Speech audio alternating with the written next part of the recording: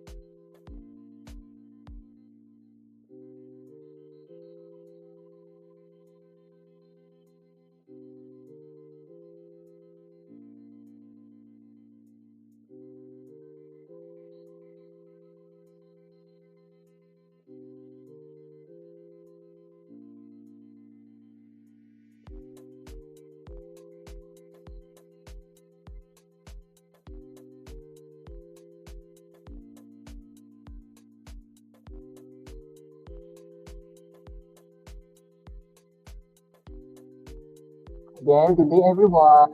Welcome to our Facebook Live podcast. Today, we're talking about love and healing, and we're honored, of course, to have here with me Miss Carmela Dizon as our special guest to share her insight and experiences, of course, on this meaningful topic. So, even though uh, the weather, is raining, so we're truly glad to uh, that you stay here with us. Took time, listen and join us today. So we want to hear from you. Feel free to comment your thoughts, experiences, and questions about the life.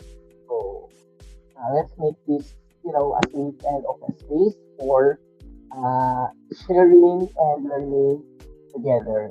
So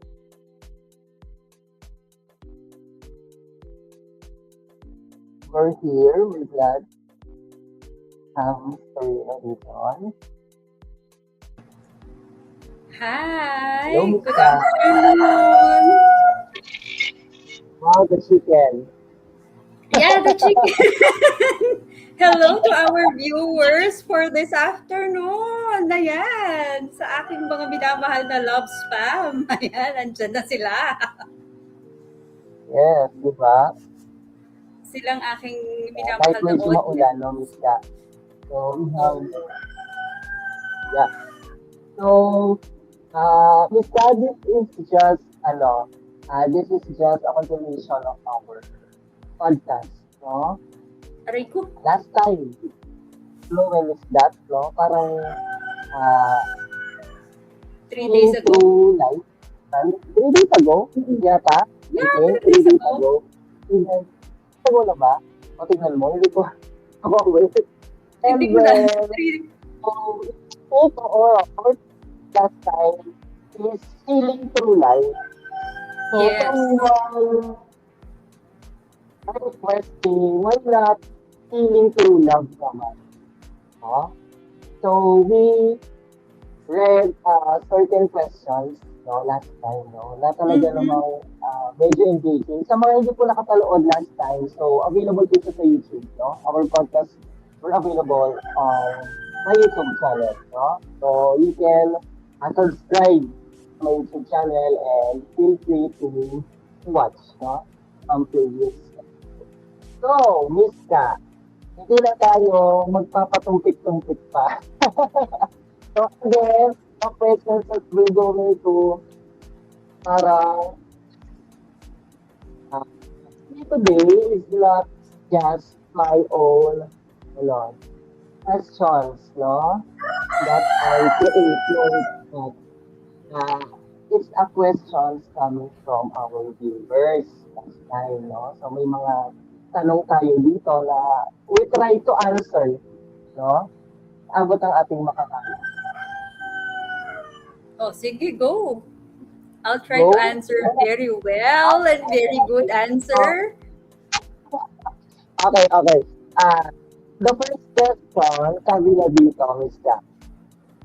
Can someone truly heal while still being in the relationship that caused them pain? Or is distance sometimes necessary for healing?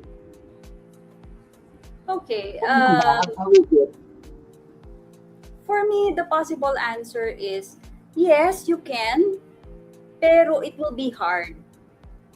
And only under specific condition. Kasi healing within the relationship works only if, number one, tumigil na yung pain or the harm has stopped completely. So no more betrayal, no more lying, no more abuse, no more repeated hurtful patterns. And both people or both person are committed to change, accountability, and respect. If you're going to heal and you want to heal while you are in that kind of relationship, there should be an open communication. There should be a boundaries, although those boundaries are being honored and you feel safe most of the time. If the hurt is ongoing or the other person refuses to acknowledge what they did, change their behavior, well, that will be the time that I suggest that distance is almost always necessary. You cannot heal in the same environment that broke you kasi. Yeah, If yeah. the source of the pain is still active, your nervous system stays in defense mode. And true healing can take that route. And distance doesn't always mean breaking up forever. Sometimes it's a temporary space to reset, to grow, clarify what you need. Sabi nga, you don't separate not because you don't love each other. Sometimes you separate for you to grow both Yes, in a different that's way right. and in a different Totoo light. yun. Totoo yun, no? In my experience kasi, no, healing depends on, ano ba to? Depends on whether both are willing to acknowledge, no, the hurt and Yes. actively work on rebuilding trust, no? Kasi, sometimes, no, parang staying together can support healing, no? But there are situations kasi, no, where distance is necessary, no, to gain clarity. Not only Yeah. clarity, peace and uh, sense of self, no, that has, ano ba to, that has been lost, no, in the pain. Diba? Kasi Kaya, if you're going to stay together with the person who hurt you, parang there's no sense. Parang walang sense na I wanted to heal, I wanted to be okay, pero nandyan pa rin. Lalo na if uh, this person betrays you at sobra kang nasaktan, you cannot heal with the same person again who hurt you. Definite. So distance is definitely, yeah, necessary. necessary talaga, no? So, before we continue, Erlinda Mercado Video. Hi! So, hello po. Good afternoon sa inyo, sir. Hi! Hello sa ating mga viewers. Hello po ulit sa ating. Again, viewers, you can comment, no? If you want to, comment or give Yeah, some if they have a follow-up questions. so still they can type your question. Kung naman, ready rin kayong mag-support, magbigay ng pangyayari namin mamaya, please, inapag natin yung Gcash. Joke. Joke lang. So, di ba totoo yun, Iska, di ba? Even me, no, sometimes, no, healing is not a one-time process, no? It's a Yes, long it's not a process. straight line. Oo. Kasi,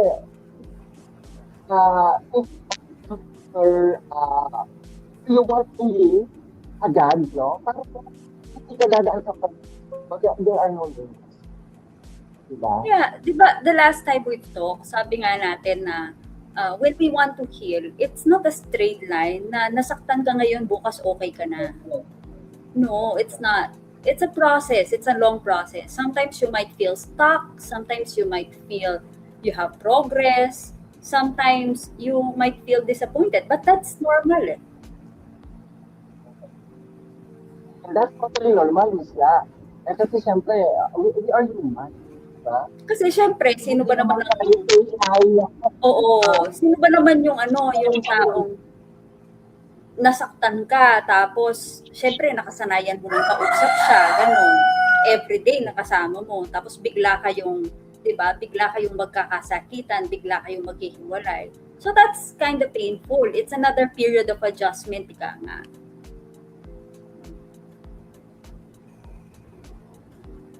So yun. Some of you and feel free to ask questions.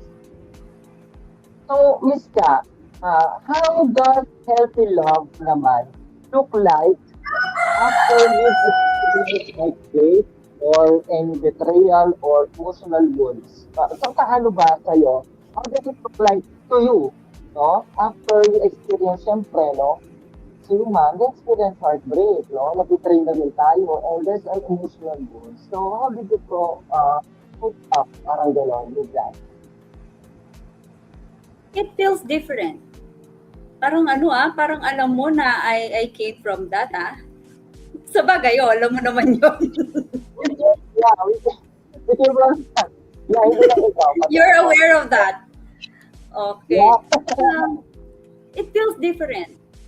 From the intense, chaotic high and lows, okay, you might have known before.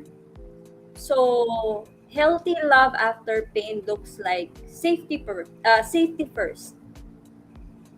Okay, so from pain, from betrayal, I learned to choose my peace. Yung pipiliin ko, yung safety ko muna, ako muna. Yung kapayapaan ko muna, yung kaligayahan ko muna, hindi yung ibang tao. So, in that way, you will feel calm, seen and secure, no walking on an eggshell, no guessing where you stand. Number 2, respect for boundaries. Ayan ang madalas kong pinupoint out. Yung minsan kasi, a lot of people who are in a relationship, they don't respect your no. Yung pag sinabi mong ayaw mo, hindi nila alam respetuhin yon. So, no is... Wait lang, Miska. May times minsan na mas minamasama pa nila yung gano'n. Yes. Diba? Diba yung mindset nila, to turn them down or say no, parang sa kanila, parang red flag or like that. Oo. Wherein no is heard and honored. You don't have to fight. You should be treated well. Kasi at least nagpakatotoo ka. And next, consistency. Consistency dun sa kindness, care, honesty that you're giving to other people. And these are the things aren't just given when things are good. But they should be given always. Yeah.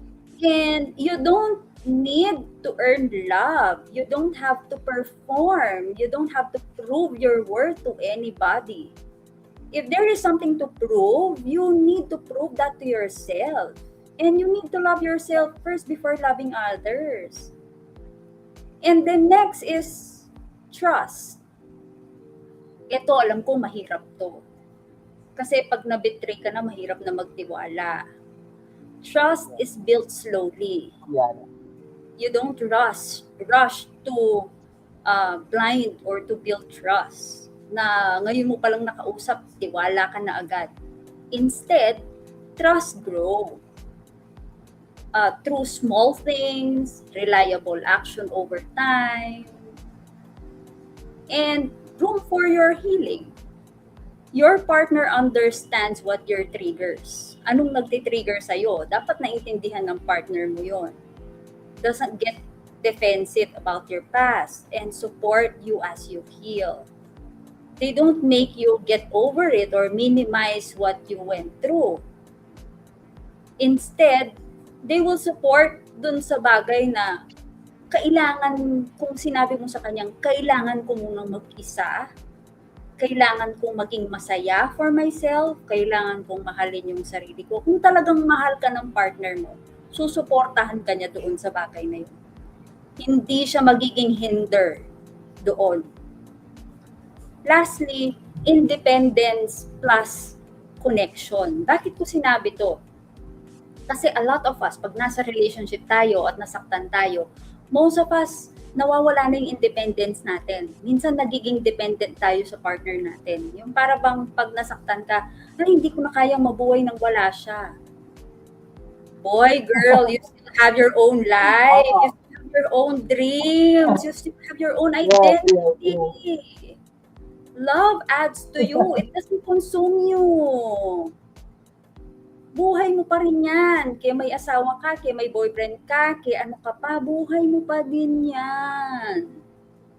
Yes, Life that's is right. it. Diba? So learn to be happy. Learn to feel free. Oh, see, para more energy, mas happy. Diba? Hindi. Ito, if you feel about pagbigan, you have to go na. So you have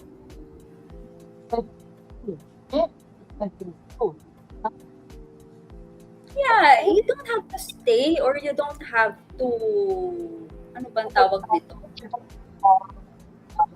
lang matatawag lalo in a relationship, di ba? You don't need to stick, to someone that betray you a lot and promising to na hindi na siya magbibigay whatsoever, di ba? So for me kasi, sa akin naman, Mrs. Ka, healthy love, parang feel safer and calmer than I once expected, no? So, about, parang alam mo yun, yung about grand gestures and more about consistency, no? Let's say, yun nga, respect and, the feeling without having to constantly go, no? Kasi after doing her to, syempre, we value peace and emotional security much more.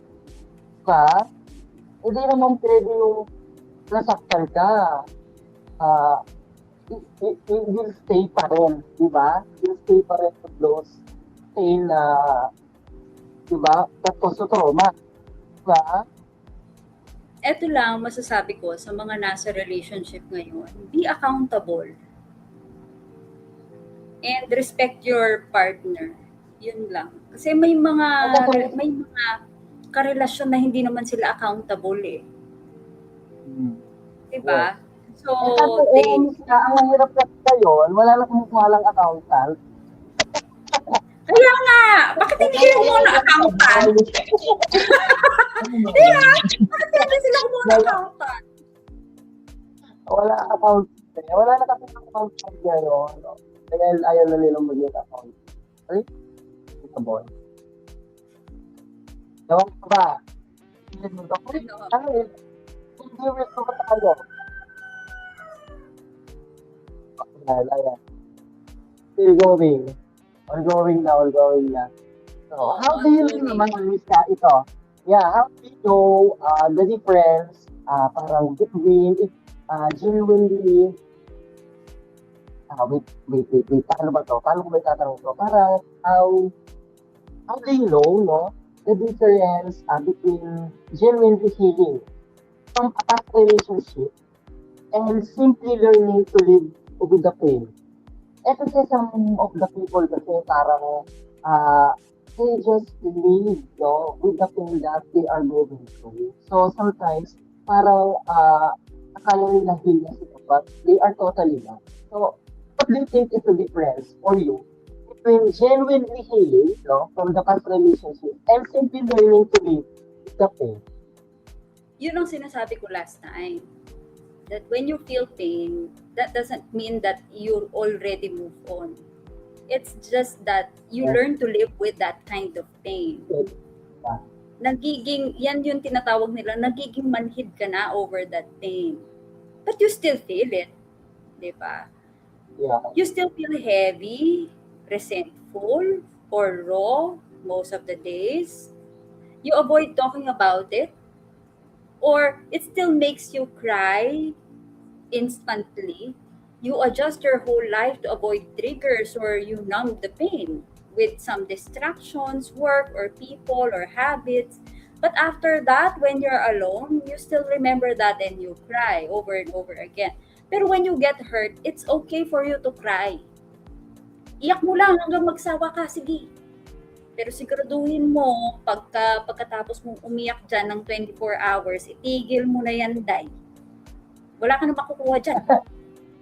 Totoo, This is totoo. just how it is now. It will Yes. always hurt. The pain controls you. So that's how you heal dun sa, you live with the pain. Kasi the pain already controls you eh. But like what I've said last time, you don't let your past control your present. But let your present control and guide you towards your future. The memory is still there, yes, but the sharp edge is already gone. You can talk about what happened without falling apart, so that is genuine healing. Okay? You don't cry for or you don't carry that bitterness anymore. Or the bitterness that you don't need anymore. All you need to do is sometimes na kapag napag-usapan nyo, minsan tatawa ka na lang. Ayo nga pala, bakit ko nga ba sinagot yun? Bakit ko nga ba minahal yun? Eh, ganito naman siya. O, di ba? Mukha lang pala siyang palaka. O, you learn from it and it shaped you, di ba? Na you love someone like a frog. O, but it no longer defines you. Remember, those people who hurt you, they don't define you. They just prove to you that they don't deserve any of your love, any of your efforts. That's it. Then, you'll feel lighter kapag na-realize mo yun. You feel lighter, you feel more free and open again. You can say, that hurt me deeply, but I'm okay now. Okay na ako, I'm strong enough. You hold on to the memory, but the pain no longer holds you anymore. Kasi you learn to move forward over that pain. Kumbaga, oo, nasasaktan ka, pero I learn to move myself. I learn to value my peace. So, hindi na ako pwedeng mag-stay dun sa pain. Kailangan ko nang umalis doon. Ganun. I need to stand. Yun, no? Kasi that is the greatest revenge na maibibigay mo eh. So, minsan kasi, no, healing means these are the memories. No? These are the memories that no longer control your emotional condition. So, what happened without feeling consumed, no, by anger, no? Not really anger, minsan, there are just, things like sadness or regret. So, living the pain, siyempre, feels like carrying a wound every day. Pero, healing kasi feels like carrying a lesson. diba? Carrying a lesson instead. Diba? Minsan nga, ah, I, may times minsan na I don't believe, no, na there's truly a healing. Yun yung sinabi ko kanina, di ba? Uh, we, we just used to the pain, di ba? But we're not totally healed. No? Parang nasanay lang tayo sa pain na yun. Pero, uh, if we talk about healing, we're not really healed. Lalo na if these are the person that loves or love, these are the person who really put, no, our trust and our loved ones. Hirap lang ganun eh, no, na there are this person na nag-betray sa'yo or these are the this person, no, na talagang there's an impact, no, sa buhay mo. Parang minsan, uh, we don't believe in healing lang eh. We just use the pain that we go. Diba? Eh kasi, Mahirap, minsan, mahirap, oo. mahirap mag-heal lalo na kapag yung tao minahal mo ng sobra. Yeah, yeah, Yung halos walang matira sa'yo. Or probably mahirap mag-heal lalo na kapag one-sided ka. Yung ikaw lang yung nagmamahal, ikaw lang yung nagbibigay. Yun, masakit yun. Pero sa mga taong naka one-sided, sa mga taong nagmahal ng malalim at nasaktan, may oras pa. Kaya yan. As long as So, gusto nyo. you just have to wait for the right time, no? Yes. Will Hindi ko that be? hindi ko sinasabing madali. Yun nga sabi natin, healing, as we talk it since last time, no? Hindi kasi siya one-time, yung one-time process na, okay, nasaktan ka ngayon, bukas save ka na. Parang hindi siya gano'n, di ba? Dadaan at dadaan ka talaga sa pagsubok once you are in a healing process. Masusubok ka talaga. Minsan nga kung kailan ba ayaw makita, doon mo siya makikita eh. Oo, totoo yun. Na part pala siya ng healing journey mo. Na alam mo yung gusto mo mag-move on sa kanya, pero part lang healing journey mo, yung mamimit mo siya ulit. So parang, Yeah. part pala yun ng healing journey mo na parang, tanto mo na, wala lang sakit kung nakikita mo siya. Parang something like that. Di ba? Ako, ganyan akong ganyan kong hinihil yung sarili ko. Is that, kinakausap ko pa rin yung taong nanakit sa akin. Tapos makikita ko na lang yung sarili ko na napaka-busy ko na sa maraming bagay that I don't have any time for him anymore. Yeah, and that pain will no longer Oo. serve you. And then, lahat ng mga nanakit sa akin na ginanyan ko, later, they'll realize and they're going back. Kasi marirealize nila na, ay, bakit ko sinaktan to? Tapos ngayon, ako yung nasasaktan dahil may iba siyang pinagkakaabalahan. Diba? Oh. Ayaw nilang pinagkakaabalahan ko, o di iba, o tapos ngayon may iba, sila tong naghahanap. Sila na. Sila na nanalo. Wait lang, kamustahin muna natin yung viewers natin. We're still, we're still live pa naman pala. So, Miss Ka, ito, next question. So, talagang creative yun. Next question. Have you ever had to forgive someone you love? Deeply in order to heal? Even if they never apologize. Parang gano'n. Yung parang, what did that process, no, teach you? Napagdaanan ko yan kailan lang. Oh! Oo, kailan lang. That was, when was that? No. In That order was to give. January. Alam mo yon yung ah, Sasabihin mo mamaya. yung sinabi ko talaga, I was praying at that time that okay, I forgive and I ask for vengeance. Pero at the very end, nung humingi ako ng vengeance, at the very end, I pray that just stop the vengeance.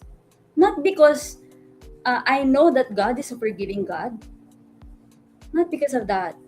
But I want God to forgive that person who hurt me as well. Not because I know He is a forgiving, but because I know and He also know that I learned to love that person as well in the long run. So, dahil sa isang relationship, hindi naman pwedeng iisa lang ang may kasalanan. So, pareho lang kayo. So, in that way, kailangan pareho niyong patawarin yung isa't isa. Yes, this is one of the hardest and most powerful part of healing. And I've learned that forgiveness is never about them. It's about me. Bakit? Kasi it's forgiving myself. Yeah. Kasi forgiveness wasn't about excusing happened or what happened or giving someone a fix, no? Healing is about, or forgiveness is about freeing yourself, no? From the weight of resentment. Diba? Parang Yes. healing didn't have to depend on someone else's accountability. Diba? Yes. It always depends on you. And when someone loves, hurt you deeply and never say sorry, never take responsibility or even act like you were the problem. Forgiving them isn't saying what you did was okay, but it's simply saying I won't let what you did or who you are live inside me and hurt me again. I release the weight of expecting you to be different or to care, and I let go of the debt I thought you owe me. And I do this not because I want to, but because I want to be free from that pain, from that stress. And that taught me, when I forgive this person, apologize are for the person who was hurt, not the one who hurt you. You don't need their permission to heal. Holding on to anger or resentment is like drinking a poison and expecting them to die. It only poison your peace. Oh yeah, that's true. Forgiveness is a process, not a one-time choice. You have to choose. You have to choose it again and again, like what we've said last time. You don't ask God that, God, will I forgive this person? Oh yes, you have to. You need to, because how can God forgive you if you don't forgive others and if you don't forgive yourself? So that's not a question. O baka sabihin sa'yo ng Panginoon, ano ka, hindi ka nagbabasa? Nagbasa ka!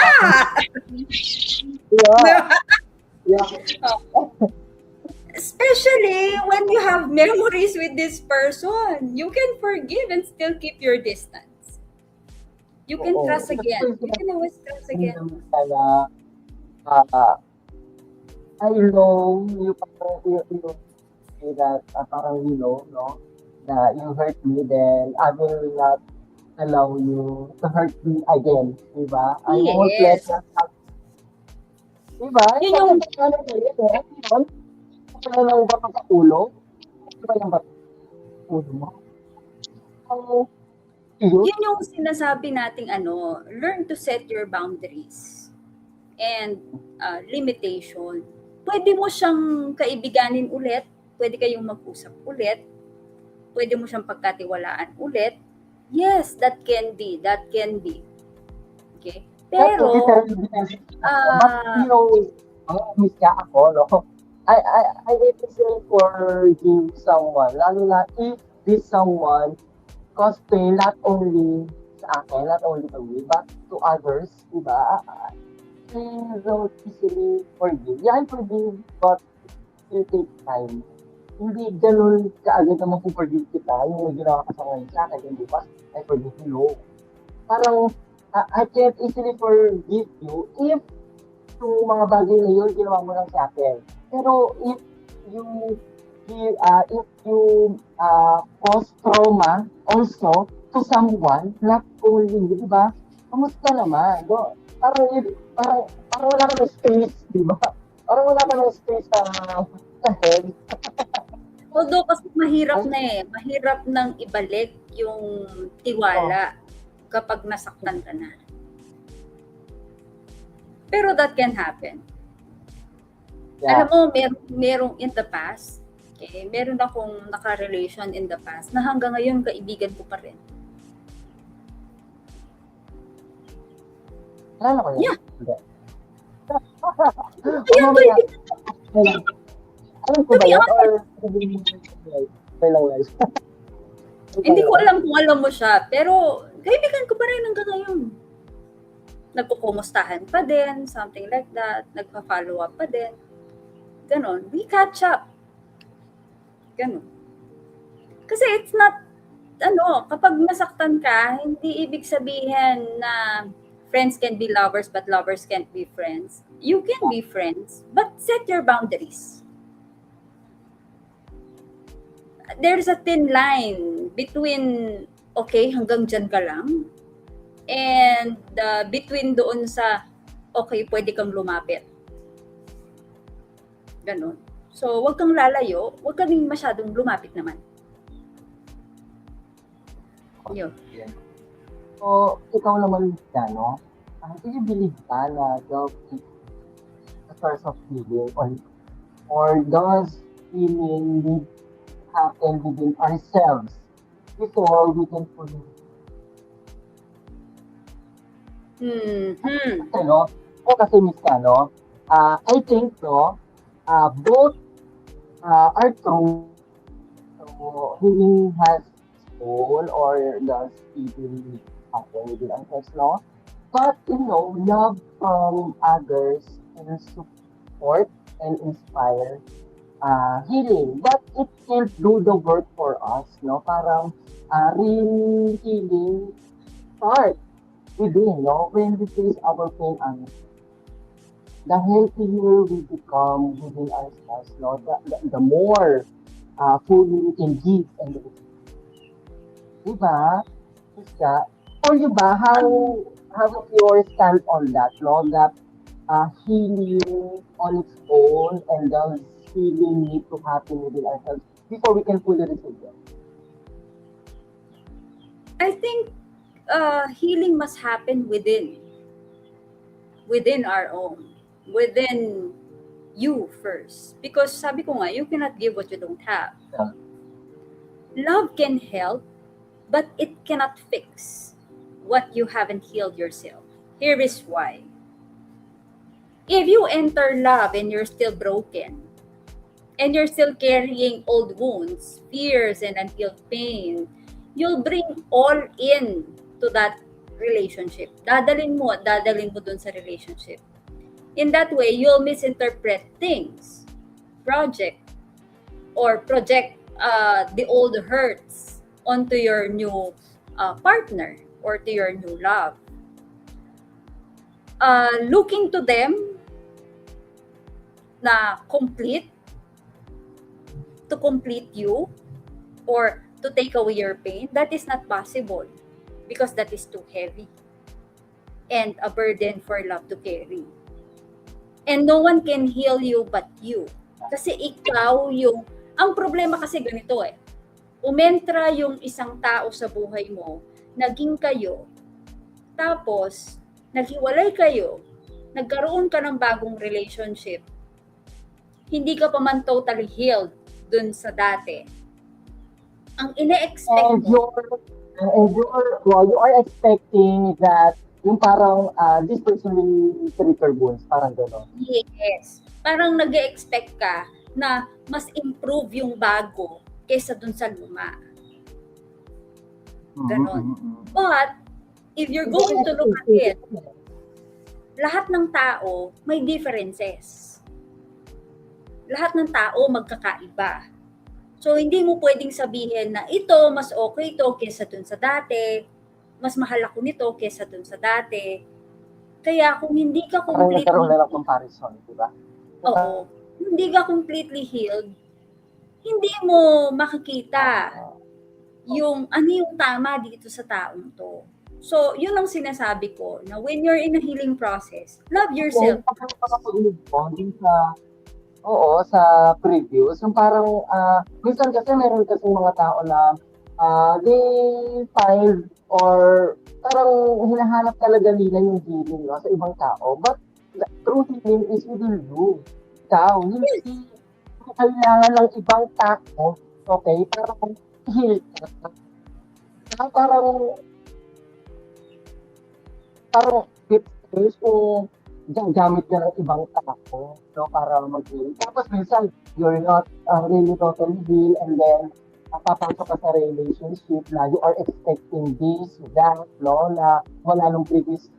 Unfair naman, di ba? Ang unfair naman din sa isa, di ba, na carrying the burden, no, na meron ka pa until now, and then, unfair, sa...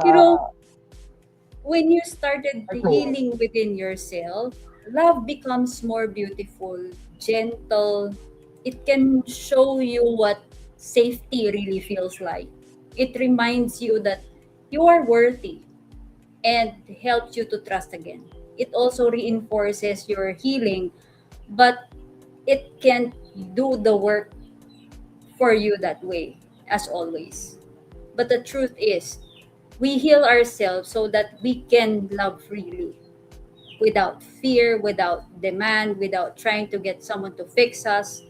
Then love becomes something beautiful we give and receive rather than something we need to survive. Ang pagmamahal, hindi naniningil yan. Kasi hindi ka naman nagpangutang. Hindi, kasi may iba na ikaw binigyan kita ng ganito. Pero ikaw wala ka namang binibigay sa akin. Hindi, pag nagmahal ka, hindi ka nagpapautang. So, pag nagmahal ka, wag mong isingil sa minamahal mo kung ano yung binigay mo. Totoo yan, no? When you give love to others, no, you're not going to expect na you expect nothing in return talaga, no? So, kung you are expecting something to that person, parang it's not really, no? Parang for me, it's self-gain in the picture of love. You expect di ba? Kasi ang true kasi, expect nothing, no? In return. So, you give free. Ang hirap utang, sabi nila. Oo, ang hirap kasi kapag laging merong expectations. Yun bang lagi kang nag-e-expect na pag nagbigay ka, may babalik? But not all the time. Laging ganun eh. Minsan nga, ikaw lagi yung nagbibigay, pero walang balik. Ganun. Madalang na lang kasi sa mga, hindi lang naman sa relationship eh, even in friendship nangyayari yan eh. Yun bang sasabihin mo, lagi na lang ako, something like that.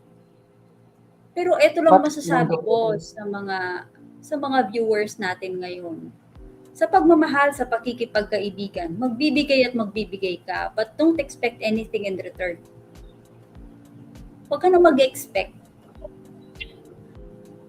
It is better to give than to receive. Ito yung natutunan ko kay Daddy. Kilala mo si Daddy. mas maganda na yung ikaw yung umunawa kaysa yung ikaw yung inuunawaan. Mas Unawa. maganda yung ikaw yung magpatawad kaysa dun sa ikaw yung magmamataas.